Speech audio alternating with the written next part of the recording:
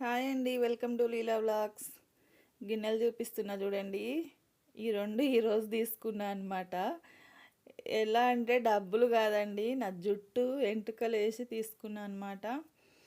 ఎంత జుట్టు ఊడుతుందని ఇప్పుడు చూస్తే మీకు తెలుస్తుంది అనమాట. అంత జుట్టు ఊడిపోయింది నాది. నేను ఈ మధ్య అయితే గిన్నెలు తీసుకోవట్లేదు. ఇంతకుముందు గిన్నెలు తీసుకొని జుట్టు గిన్నెలు చాలా అయిపోయినాయి, ఎందుకులే అని చెప్పి తీసుకోవట్లేదన్నమాట. ఎప్పుడు ఇల్లామట్టి 100 గ్రాములు 400 అని వస్తే వాళ్ళకైతే వేసేస్తున్నా. వేసినప్పుడు ఒక 100 200 అట్లా వస్తూ ఉన్నాయి. అయితే ఈ మధ్య వేయలేదన్నమాట. ఒక 15 గ్రాములు అయితే ఉన్నాయన్నమాట.